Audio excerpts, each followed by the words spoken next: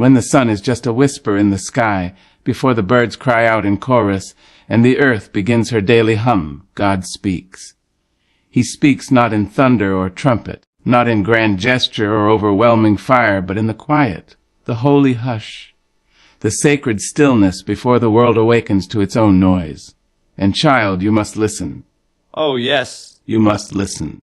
When the hush of night begins to slip away, and the black velvet sky yields to a quiet gray, there is a stirring. Not in the streets, not in the crowds, but in the soul. A holy breath moves across creation, gentle as a lullaby and deep as eternity. That breath, my child, is the whisper of the Almighty. He comes like the dew, unannounced, unforced, and undeniable. And in that sacred stillness, before clocks tick too loudly and before traffic screams for attention, God speaks. He does not come shouting. No, that is not his way. He is not a showman. He is a father, a potter, a poet. He speaks like one who knows the very rhythm of your blood, the weight of your thoughts, and the dreams still hanging from your eyelashes. God does not compete with the noise of the world. He waits for the stillness of your heart. That is why the morning is so sacred. The veil between heaven and earth seems thin. And if you're quiet enough, if you're hungry enough, you just might hear him. Some folks think they need thunder and lightning to believe it's God. They want burning bushes and angelic choirs. But the truth is, he's been speaking all along. In the sigh of the wind through the curtains. In the warmth of sunlight on your skin. In that verse that you've read 100 times, but today it sounds like it was etched just for you. In the name of a person who suddenly drifts into your mind with no explanation. That's how he speaks. Not always in words, but always in love. And oh, how tender is his morning voice. You can feel it before you hear it. It enters like peace. Like an answer before you even know the question. Like a hand on your shoulder that makes you weep, not out of sorrow, but out of recognition. Because the voice of God sounds like home. It sounds like everything you've been chasing in people, in places, in plans. And in the morning, when the world hasn't crowded your mind, he meets you there. No pretense. No performance. Just presence. You don't need to be perfect to hear him. You don't need to have fancy words or spotless pasts. You just need to be present. You just need to be still. For it is written, "Be still and know that I am God." And what a knowing that is. It's the kind of knowing that holds you steady when your bank account trembles. It's the knowing that steadies your hands when the doctor delivers hard news. It's the knowing that brings joy not because everything is right, but because he is there. And child, let me tell you something. When you make space for that voice in the morning, it changes everything. You don't walk into your day the same. Your steps are firmer. Your words are kinder. Your eyes are softer. Why? Because you have been with the Lord. And when you sit in the presence of peace, peace will follow you. When you commune with wisdom, wisdom will guide you. When you've been touched by grace, grace will pour from you. The world will try to make you forget. The phone will buzz, the demands will rise, and the deadlines will loom. But oh, if you have heard him in the morning, you'll remember who you are. You'll remember whose you are. You'll remember that you are not a slave to fear, or anxiety, or business. You are a child of the Most High, walking through your day with the quiet power of someone who has already received their marching orders. That's what the morning does. It orders your soul. It realigns your spirit. It reminds you that while the world may ask for your hustle, heaven asks for your heart. There is something holy about being awake while the world still sleeps. Something sacred about giving your first thoughts to God, not to news, not to noise. Because the first voice you hear in the morning often becomes the loudest voice you carry all day. Let that voice be God's. Let his truth drown out the lies that say you are not enough. Let his assurance steady the shaking inside you. Let his promises blanket your mind like armor. and let us not pretend it is always easy. Some mornings the bed feels safer than the world. Some mornings your spirit feels too broken to be quiet. But those are the mornings to listen harder, because God is not far from the broken-hearted.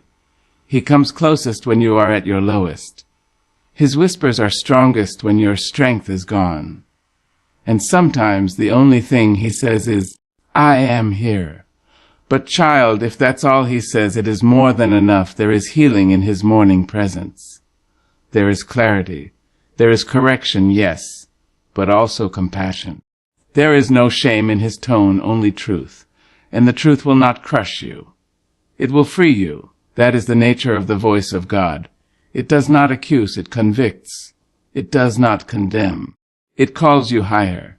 So listen. Before the sun stretches herself across the sky, before the world demands your attention, before doubt gets a chance to speak, listen. Create a sanctuary in your soul where he can come and dwell. Read his word and let it read you. Pour out your fears and wait for his peace. Sing if you must. Cry if you need. But listen, because the God who hung stars in their sockets and told the sea how far to crawl has something to say to you. Not because you're famous, not because you're flawless, but because you are his. So rise with intention. Meet him in the quiet, and let his voice become your compass. For if you begin with God, you won't end in chaos. And that, beloved, is the miracle of a morning well spent. We live in a world that worships speed. Everything moves fast, too fast. Messages fly across the globe in seconds. Deadlines demand your peace. Alarms ring and people run.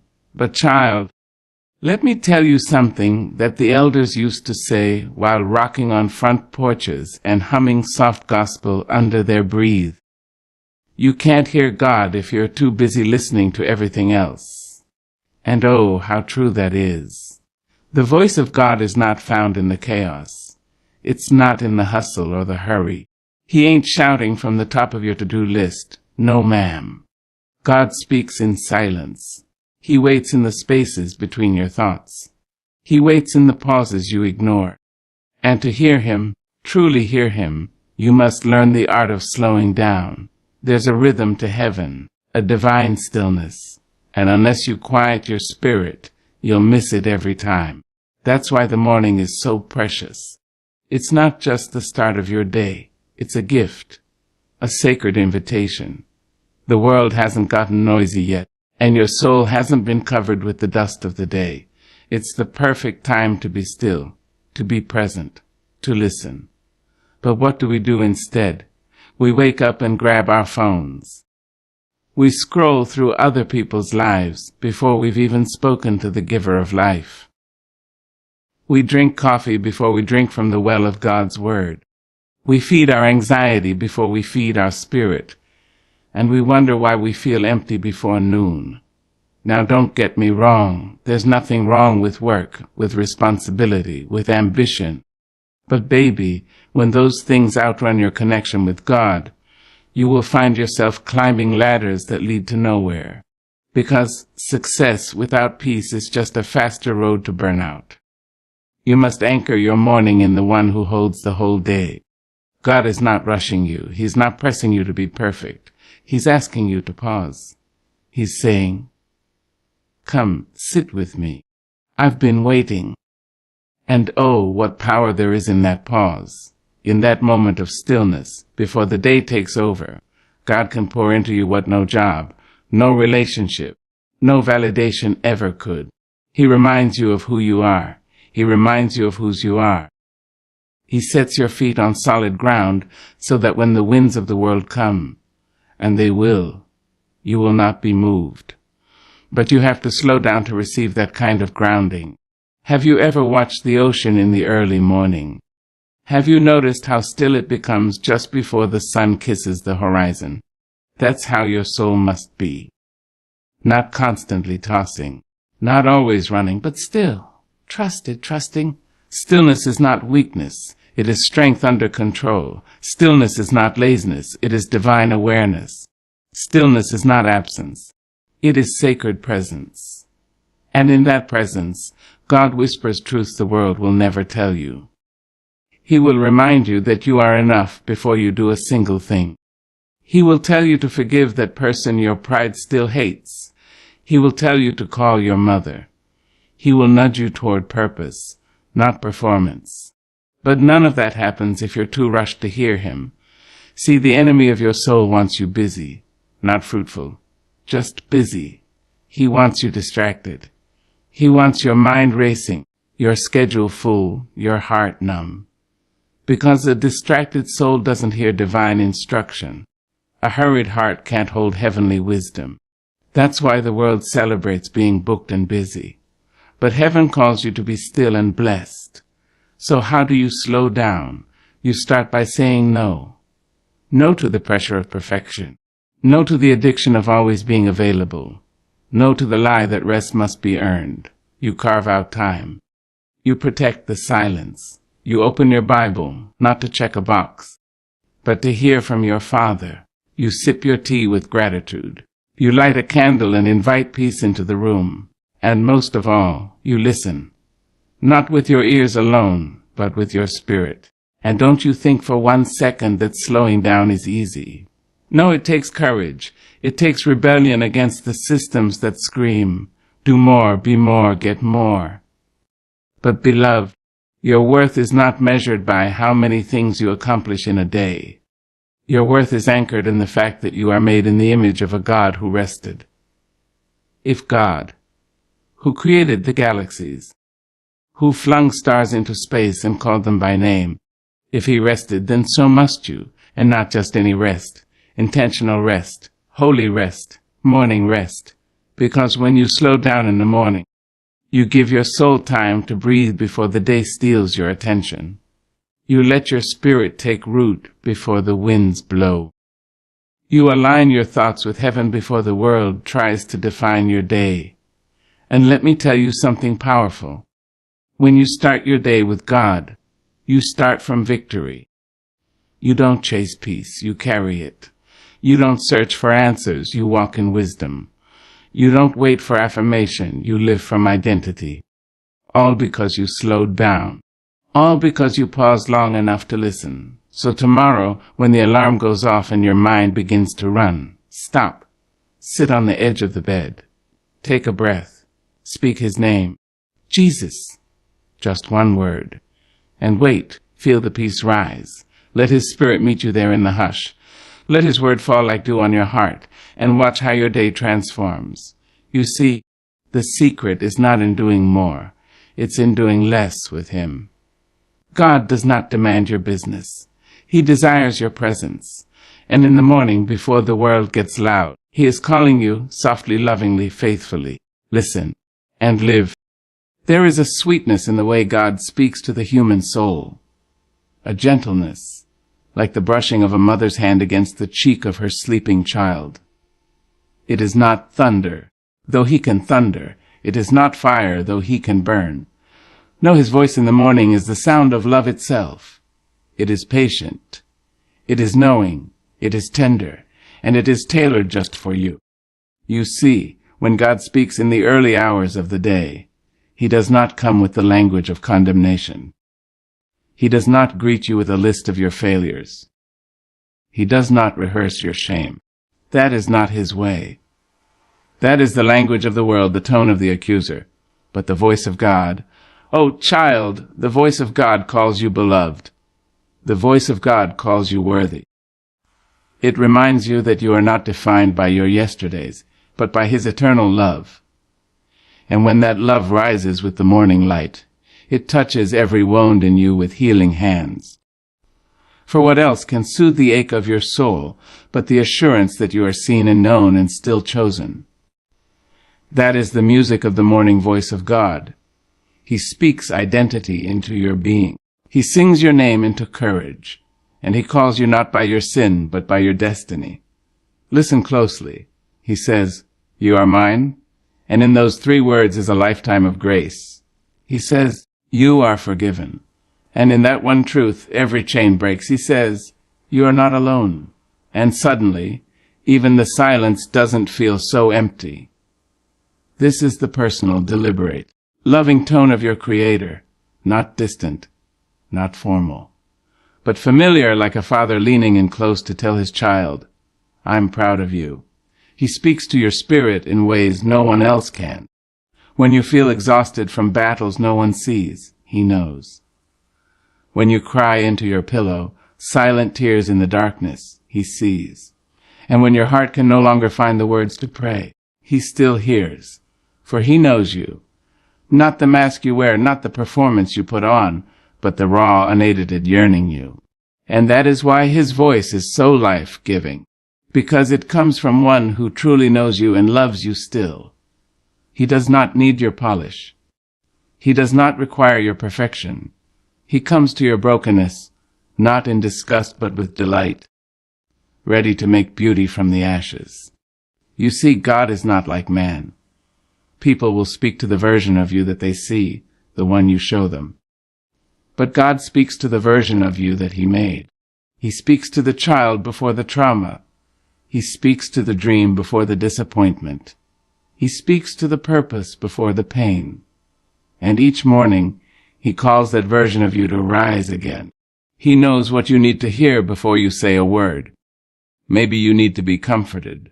Maybe you need to be reminded. Maybe you need to be corrected. But always, always, you need to be loved. And he does that, unfailingly, generously, daily. He will whisper strength into your weakness. He will place his word like a balm on your anxious heart. He will open your eyes to something beautiful. Maybe a sunrise, maybe a scripture, maybe a song that drifts through the window just in time to catch your spirit. That's how he does it. Not loud, but unmistakable. And you don't need to perform for that voice. You don't need to earn it. All you need is a willing ear and a soft heart. His words aren't reserved for the holy few. They're for the hurting, the hungry, the humble. And when you come to him in the morning with your coffee and your questions, with your bedhead and your burdens, he will meet you there, because love is not afraid of your mess. It enters into it and transforms it. His voice is a mirror, too, but not like the kind the world holds up. When the world shows you your reflection, it points out your scars and calls them shame. But when God speaks, he shows you your scars and calls them stories. He calls them survival. He calls them strength, because his love never diminishes your truth. It redeems it. And let me tell you, beloved, there's power in knowing that God speaks directly to you. There's power in knowing that heaven is not far off or indifferent.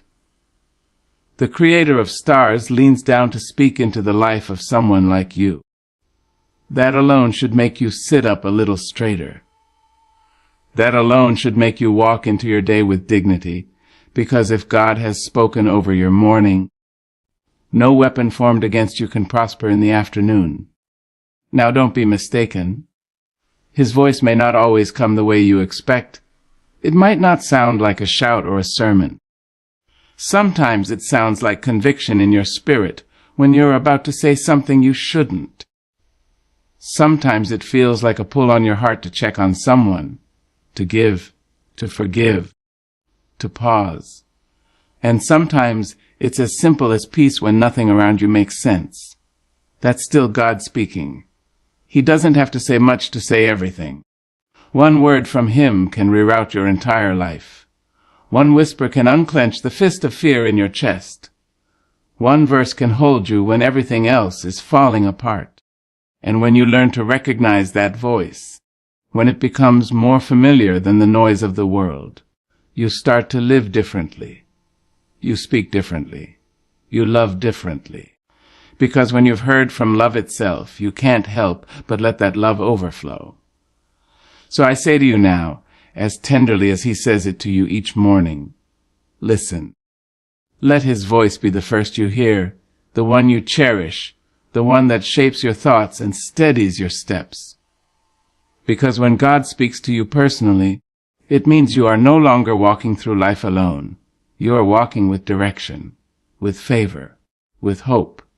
And that, beloved, is a gift worth rising early for. There is a silence that falls sometimes, so heavy it feels like a weight across your chest. A quiet that stretches too long, a stillness that begins to ache. You kneel, you speak, you wait, and nothing. No whisper, no sign, no holy nudge. And you wonder with a trembling heart and eyes turned to heaven, Lord, where are you? Ah, beloved, let me tell you something the old mothers used to say in the back pews of the church.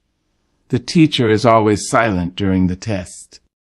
Yes, even God, gentle and mighty, ever near and always watching, has moments when his voice falls quiet. And it is not to punish you, no. It is to prepare you. Because the silence of God is not his absence. It is his strategy.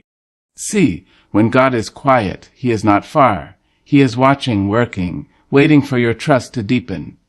You may feel abandoned, but feelings are not facts. You may feel forgotten, but the truth is, you are engraved on the palm of his hand.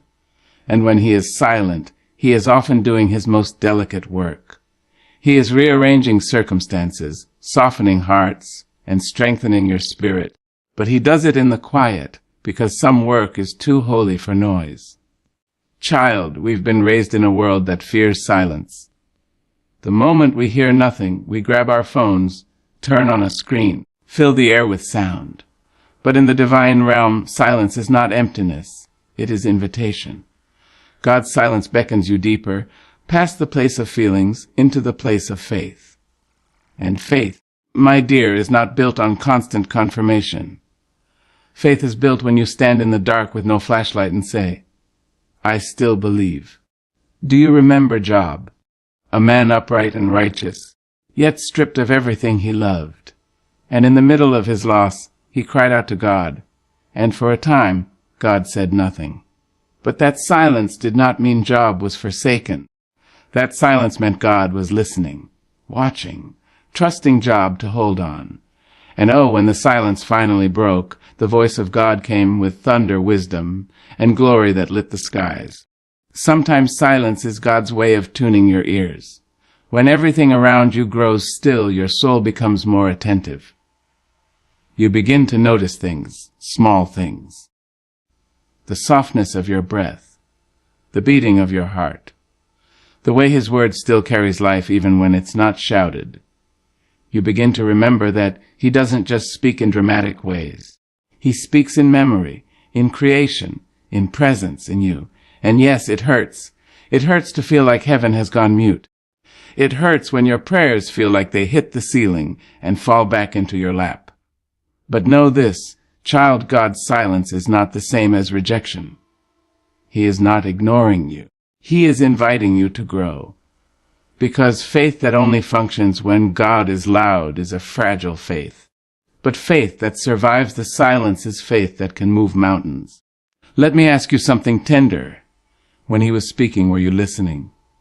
Sometimes God grows quiet because he already spoke, and we ignored it. Sometimes we asked for confirmation of what we didn't want to obey, and in his silence, he allows the weight of his last word to settle in us. Not to shame us, but to stir us back to remembrance, to call us back to the place where we first heard him say, go, wait, forgive, trust. And yet sometimes God grows silent, not because you've done something wrong, but because he's strengthening what's right. A baby bird learns to fly not because the mother hovers, but because she steps back. She lets the wind do what only the wind can do. And God, in his deep wisdom, sometimes steps back, not out of cruelty, but out of confidence, because he knows what he placed inside you. He knows the prayer life you're building. He sees the strength forming in your silence. He sees the worship rising from your wilderness. And when you lift your hands in a room full of questions, when you praise in the middle of a pause, when you say, though he slay me, yet will I trust him. That, child, is faith at its finest. Let us not forget Jesus himself walked through divine silence. In the Garden of Gethsemane he cried out, let this cup pass from me. And the heavens held their breath.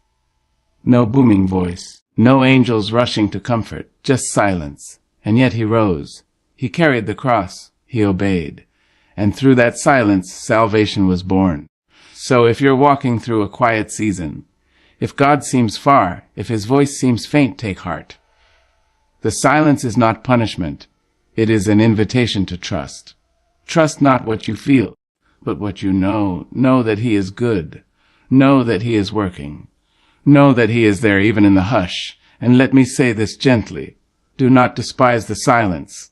Cherish it. For when the silence lifts, and you will hear him more clearly, more surely, more intimately, because silence purifies the heart. It sifts the soul. It removes the noise and leaves only the sacred. Sit with him in the silence.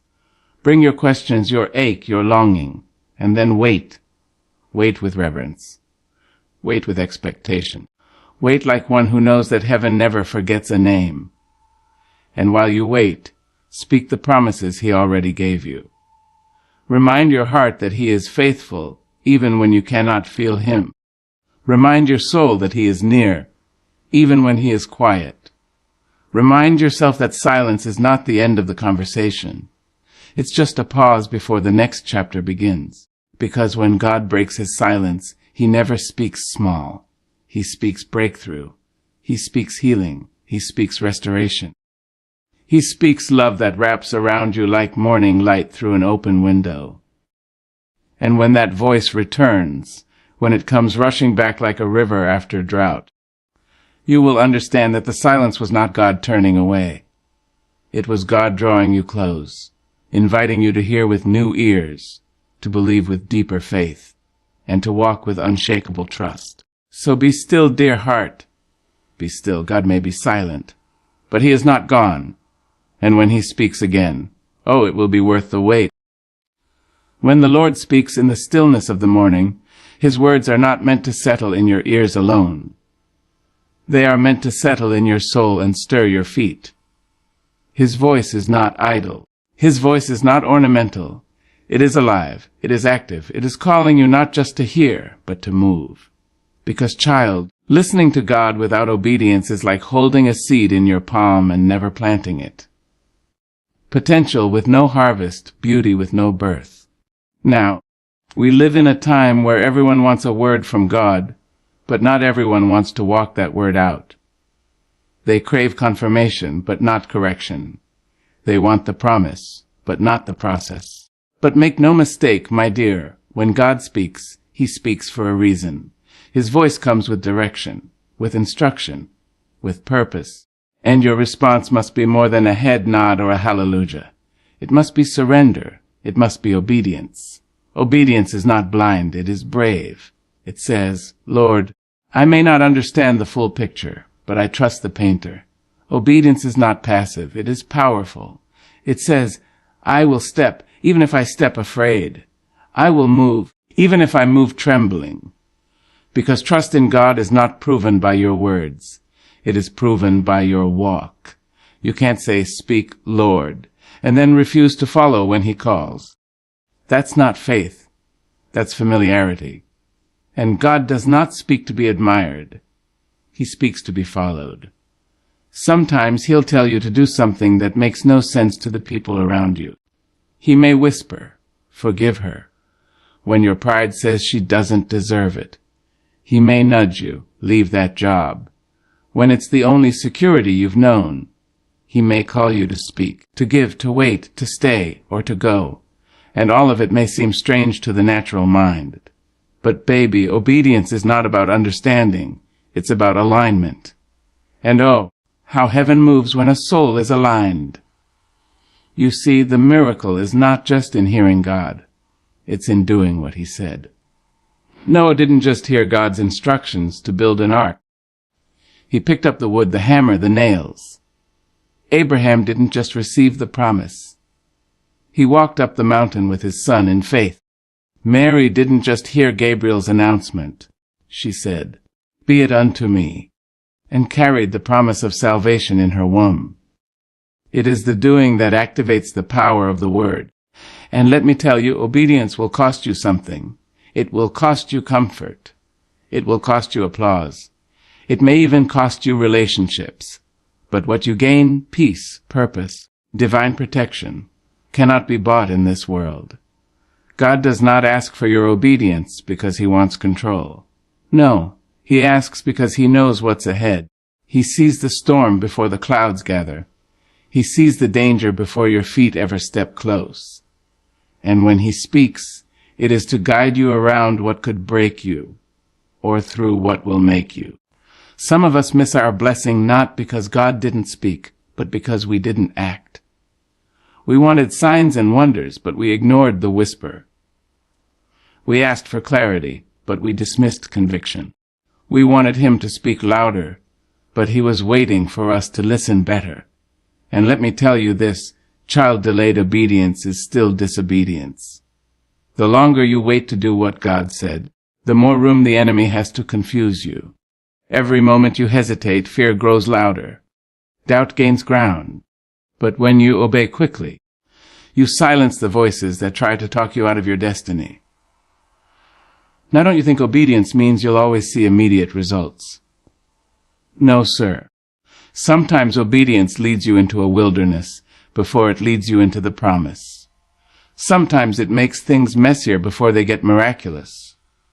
But obedience is never wasted. God never forgets a yes that costs you something.